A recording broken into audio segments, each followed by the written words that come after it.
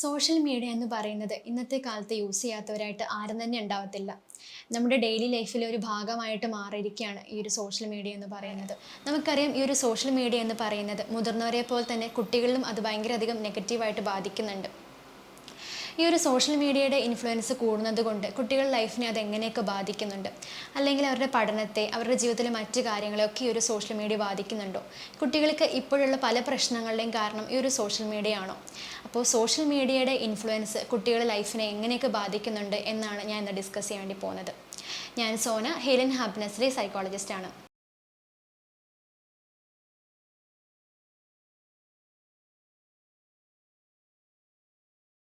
ഞാൻ നേരത്തെ പറഞ്ഞ പോലെ തന്നെ സോഷ്യൽ മീഡിയയുടെ ഉപയോഗം എന്ന് പറയുന്നത് ഇന്നത്തെ കാലത്ത് വളരെയധികം കൂടുതലായിട്ട് കുട്ടികളിൽ കണ്ടുവരാറുണ്ട്.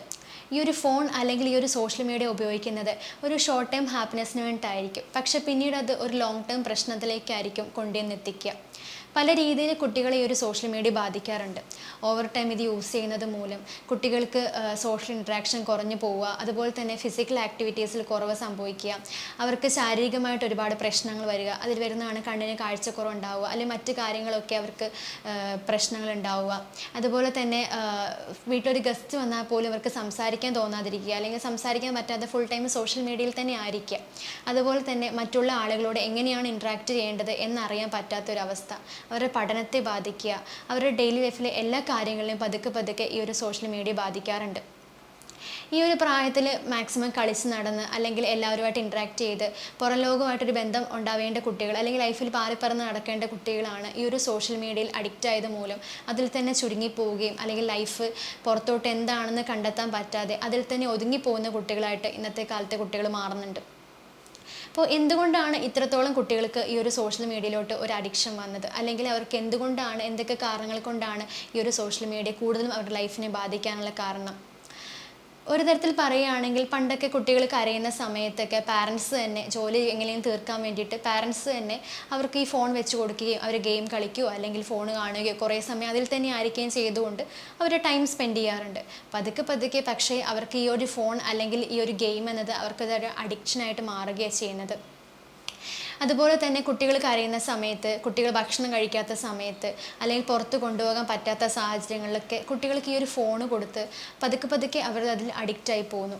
അതിനുശേഷം ഒരു 6 വയസ്സിന് ശേഷമൊക്കെ ആയിരിക്കും, അല്ലെങ്കിൽ കുട്ടികളുടെ കുട്ടിക്കാലം മാറി എന്ന് മനസ്സിലാകുന്ന സമയത്തായിരിക്കും ഇവർക്ക് കൂടുതലും ഇത്രത്തോളം ഫോണിൽ എത്രത്തോളം ഒരു അഡിക്റ്റ് ആയിട്ടുണ്ട് എന്ന് നമുക്ക് മനസ്സിലാക്കാൻ സാധിക്കുക. അപ്പോഴായിരിക്കും പാരൻസ് അതിൻ്റെ സീരിയസ്നെസ് മനസ്സിലാക്കുന്നത്. കാരണം എന്താണെന്ന് വെച്ചാൽ പണ്ട് തൊട്ട് ഇങ്ങനെ ചെറിയ ചെറിയ കാര്യങ്ങൾക്ക് ഫോൺ കൊടുത്ത് അവരെ ശീലിപ്പിച്ചു വന്നിരിക്കുകയാണ്. അതുകൊണ്ട് പെട്ടെന്ന് ഒരു ദിവസം ഈ ഒരു കാര്യം മനസ്സിലാക്കുകയും പെട്ടെന്നൊരു ദിവസം അവരിൽ നിന്ന് ഫോൺ എടുത്ത് മാറ്റുകയും ചെയ്യുകയാണെന്നുണ്ടെങ്കിൽ അത് വളരെ നെഗറ്റീവായ രീതിയിലായിരിക്കും കുട്ടികൾ പ്രതികരിക്കുന്നുണ്ടാവുക. കാരണം അവരുടെ ലൈഫിലെ ഒരു ഡെയിലി ഒരു റൂട്ടീൻ എന്ന പോലെ തന്നെ ഈ ഒരു കാര്യം ഫോളോ ചെയ്ത് വരികയാണ്.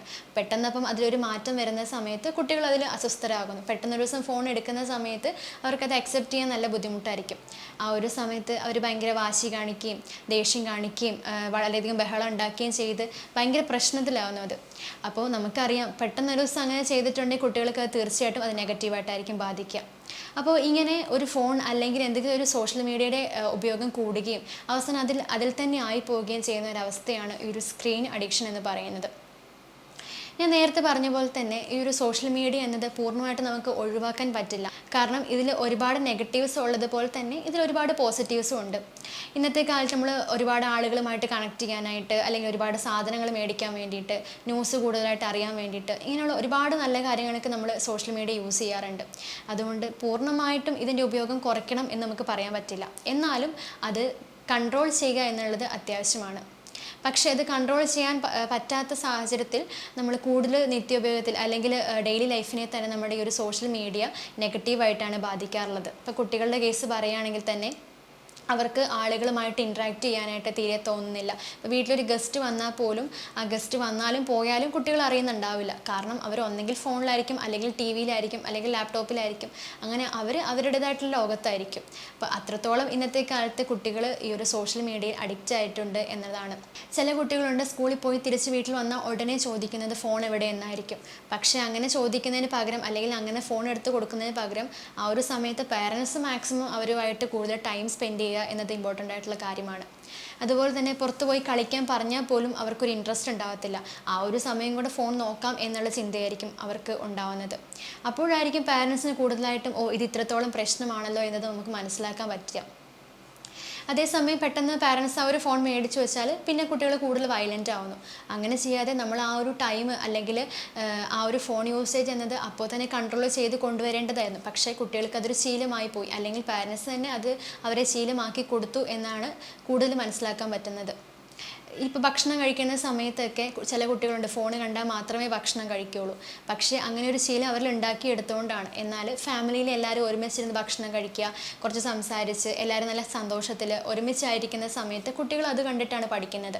പക്ഷേ ഫുഡ് കഴിക്കുന്ന സമയത്ത് കൂടി ഫോൺ നോക്കുന്ന പാരൻസ് ഉണ്ടെന്നുണ്ടെങ്കിൽ, അല്ലെങ്കിൽ വീട്ടിലെ ആരെങ്കിലും ഉണ്ടെന്നുണ്ടെങ്കിൽ തീർച്ചയായിട്ടും കുട്ടികൾ അത് കണ്ട് അത് ഫോളോ ചെയ്തിട്ടാണ് പോകുന്നത്. അതുപോലെ തന്നെ അടങ്ങിയിരുത്താൻ വേണ്ടി നമ്മൾ ഫോൺ കൊടുക്കുന്നത് മാക്സിമം കുട്ടികൾക്ക് അവരുടെ ആക്ടിവിറ്റീസിൽ അവരെ എൻഗേജ് ചെയ്യിപ്പിക്കുക എന്നുള്ളതാണ്. ഇപ്പോൾ കാർട്ടൂൺ കാണാനൊക്കെ ഫോൺ ചോദിക്കുന്ന കുട്ടികൾ നമ്മൾ ഒരുപാട് സമയം കാർട്ടൂണിൽ കാണാൻ വേണ്ടി ഫോൺ കൊടുക്കേണ്ട ആവശ്യമില്ല. അതൊക്കെ അതിൽ ടൈമും കാര്യങ്ങളും നമ്മൾ തന്നെ കൺട്രോൾ ചെയ്യേണ്ടത് അത്യാവശ്യമാണ്. അതുപോലെ ചില പാരൻസ് പറയുന്നുണ്ടാകും കുട്ടി ഫോൺ നോക്കുകയാണ്, ഒരുപാട് സമയം ഫോൺ യൂസ് ചെയ്യുകയാണെന്നുള്ളത്. പക്ഷേ കുട്ടി അത് ആരെ കണ്ടിട്ടാണ് പഠിക്കുന്നത് എന്ന് പാരൻറ്റ് ചിന്തിക്കാറില്ല. ഓരോ പാരൻസും കാണിക്കുന്ന കണ്ടിട്ടാണ് ഓരോ കുട്ടികളും പഠിക്കുന്നുണ്ടാവുന്നത്. അതുകൊണ്ട് തന്നെ പാരൻസ് ഫസ്റ്റ് അവരുടെ കയ്യിൽ ഫോണുണ്ടോ, അല്ലെങ്കിൽ അവർ വെറുതെ ഇരിക്കുമ്പോൾ ഫോൺ ഒരുപാട് സമയം യൂസ് ചെയ്യുന്നുണ്ടോ എന്ന് ശ്രദ്ധിക്കേണ്ടത് അത്യാവശ്യമാണ്.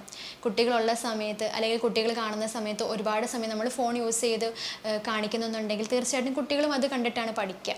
അപ്പോൾ പാരൻസ് എന്ന് പറയുന്നത് കുട്ടികളെ റോൾ മോഡലായിട്ടിരിക്കേണ്ടത് അത്യാവശ്യമാണ്.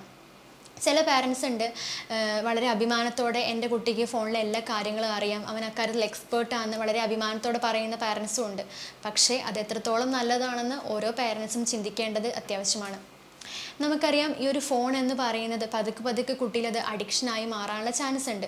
അങ്ങനെ ആകുന്നതിന് മുന്നേ തന്നെ ആ കുട്ടിയുടെ ഫോണിൻ്റെ യൂസേജ്, ആ ടൈമും ആ സന്ദർഭവും നമ്മൾ കുറച്ച് കൊണ്ടുവരേണ്ടത് അത്യാവശ്യമാണ്. ഇപ്പോൾ ഒരു ദിവസമൊക്കെ ഒരു 2 മണിക്കൂർ ഫോണിൽ കുട്ടി യൂസ് ചെയ്യുന്നുണ്ട്, ഗെയിം കളിക്കുന്നുണ്ട് എന്നുണ്ടെങ്കിൽ നമ്മൾ അതിൻ്റെ ടൈം കുറച്ച് അത് 2 മണിക്കൂർ എന്നുള്ളത് 1.5 മണിക്കൂറാക്കുക, പിന്നെ 1.25 മണിക്കൂറാക്കുക. അങ്ങനെ അതിൻ്റെ ടൈം കുറച്ച് കൊണ്ടുവന്ന് തീർച്ചയായിട്ടും അവരുടെ ആ അഡിക്ഷൻ മാറ്റിയെടുക്കാൻ നമുക്ക് സാധിക്കും. എപ്പോഴും മനസ്സിലാക്കേണ്ട ഒരു കാര്യമുണ്ട്, ഈ ഒരു ഫോൺ എന്ന് പറയുന്നതിൻ്റെ കൺട്രോൾ എന്ന് പറയുന്നത് പാരൻസിൻ്റെ അടുത്തായിരിക്കണം. നമ്മൾ ഫ്രീ ആയിട്ട് വിട്ടു കൊടുക്കുന്നതോറും കുട്ടികൾ അതിനനുസരിച്ച് അത് യൂസ് ചെയ്യാൻ വേണ്ടി തുടങ്ങും. അപ്പോൾ എപ്പോഴും പാരൻസ് മനസ്സിലാക്കേണ്ട കാര്യം എന്ന് പറയുന്നത് ഈ ഒരു ഫോണിൻ്റെ കൺട്രോൾ എന്ന് പറയുന്നത് പാരൻസിൻ്റെ കയ്യിലായിരിക്കണം എന്നുള്ളതാണ്. അതുപോലെ തന്നെ ഏറ്റവും നല്ലത് കുട്ടികൾക്ക് ഫോണിൻ്റെ ആ ഒരു അഡിക്ഷൻ അല്ലെങ്കിൽ ഒരു അട്രാക്ഷൻ മാറ്റിയെടുക്കാൻ വേണ്ടിയിട്ട് അവർക്ക് ഇഷ്ടപ്പെട്ട പുറത്തെ കാര്യങ്ങളിൽ അവരെ എൻഗേജ് ചെയ്യിപ്പിക്കുക എന്നുള്ളതാണ്. അവർക്ക് ഇഷ്ടപ്പെട്ട ഗെയിംസ് നമുക്ക് വീട്ടിൽ കളിക്കാൻ പറ്റും, അല്ലെങ്കിൽ ആ സമയത്ത് എന്തെങ്കിലുമൊക്കെ ആക്ടിവിറ്റീസ് അവരെ ചെയ്യിപ്പിക്കുക, അല്ലെങ്കിൽ നമ്മുടെ പല ജോലികളിലും അവരെയും കൂടെ പാർട്ടിസിപ്പേറ്റ് ചെയ്യിക്കുക എന്നുള്ളതാണ്. ചെറിയ ഡ്യൂട്ടീസും കാര്യങ്ങളൊക്കെ അവർക്കും കൂടെ പാർട്ടിസിപ്പേറ്റ് ചെയ്യിക്കുക, അവർക്കും കൂടെ അത് കൊടുത്ത് അവരെയും കൂടെ അത് ചെയ്യാൻ വേണ്ടി നമ്മൾ ശീലിപ്പിച്ചെടുക്കേണ്ടത് വളരെ നല്ല കാര്യമാണ്. അത് അവർക്ക് ഭാവിയിലേക്കും അതൊരു ഉപകാരം ചെയ്യും. അതുകൊണ്ട് തന്നെ നമ്മുടെ ജോലികൾ ചെറിയ ജോലികളാണ് അവരെ കൊണ്ട് തന്നെ ചെയ്യിപ്പിച്ച് അല്ലെങ്കിൽ അവരെ കൂടെ അതിൽ പാർട്ടിസിപ്പേറ്റ് ചെയ്യിക്കേണ്ടത് അത്യാവശ്യമാണ്. കുട്ടികൾ ഒരു കൗതുകത്തിനായിരിക്കും ഈ ഒരു ഫോൺ അല്ലെങ്കിൽ ഈ ഒരു സോഷ്യൽ മീഡിയ യൂസ് ചെയ്യുന്നുണ്ടാവുന്നത്. പക്ഷേ പിന്നീട് അത് അവർക്ക് അതൊരു നെഗറ്റീവായിട്ട് ബാധിക്കുമ്പോഴായിരിക്കും ഇതിൻ്റെ ഒരു സീരിയസ്നെസ് മനസ്സിലാവുന്നത്. മാക്സിമം നമ്മൾ കുട്ടികളെ വീട്ടിലൊക്കെ ഒറ്റയ്ക്ക് ഇരുത്താതിരിക്കാൻ ശ്രദ്ധിക്കുക എന്നുള്ളതാണ്. കാരണം ഒറ്റയ്ക്ക് ഇരിക്കുന്ന സമയത്താണ് കൂടുതലും കുട്ടികൾ ഈ ഒരു ഫോണിൽ അല്ലെങ്കിൽ ഈ ഒരു സോഷ്യൽ മീഡിയയിൽ അഡിക്റ്റ് ആവുന്നത്. അപ്പോൾ അതുകൊണ്ട് തന്നെ നമ്മളുടെ കൺവെട്ടത്തായിരിക്കണം കുട്ടികൾ ഉണ്ടാവേണ്ടത്. നമ്മളിപ്പോൾ ഫോൺ കൊടുക്കുകയാണെങ്കിൽ തന്നെ ഒരു ടൈം കൺട്രോൾ ചെയ്തിട്ട് മാത്രം ഫോൺ കൊടുക്കാൻ വേണ്ടി ശ്രദ്ധിക്കേണ്ടത് അത്യാവശ്യമാണ്. ഫുൾ ടൈം ഫോൺ കൊടുക്കാതെ എല്ലാത്തിലും ഓരോ ടൈം വേണം. കുട്ടികൾ വീട്ടിൽ വെറുതെ ഇരിക്കുന്ന സമയത്തായിരിക്കും അവർക്ക് കൂടുതലും ഫോൺ യൂസ് ചെയ്യാൻ വേണ്ടിയിട്ടൊരു കൗതുകം തോന്നുന്നുണ്ടാവുന്നത്. പക്ഷേ അവരെ എന്തെങ്കിലുമൊക്കെ ആക്ടിവിറ്റീസിൽ കോൺസെൻട്രേറ്റ് ചെയ്യിപ്പിക്കുകയാണെന്നുണ്ടെങ്കിൽ കുറേയൊക്കെ അവരുടെ ഒരു ഇൻട്രസ്റ്റ് കുറഞ്ഞു വരും. അതുപോലെ തന്നെ പാരൻസ് എല്ലാ കാര്യങ്ങളിലും കുട്ടിക്ക് സപ്പോർട്ടായിട്ട് കുട്ടിയുടെ കൂടെ തന്നെ ഉണ്ടാവണം എന്നുള്ളതും അത്യാവശ്യം തന്നെയാണ്. ചില കുട്ടികളുണ്ട് പാരൻസ് പറയുന്ന പോലെ തന്നെ അനുസരിച്ച് അവർ പറയുന്ന രീതിയിൽ തന്നെ കാര്യങ്ങൾ ചെയ്യുന്ന കുട്ടികൾ.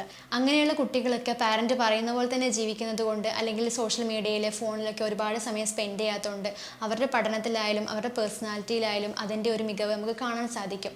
എന്നാൽ ചില കുട്ടികൾ പാരൻസിന് ശ്രദ്ധ കുറവ് മൂലമാണ് കൂടുതലും ഈ ഒരു ഫോണ് അല്ലെങ്കിൽ ഇങ്ങനെയുള്ള കാര്യങ്ങളിലേക്ക് പോകാനായിട്ടുള്ള ചാൻസുകളുള്ളത്.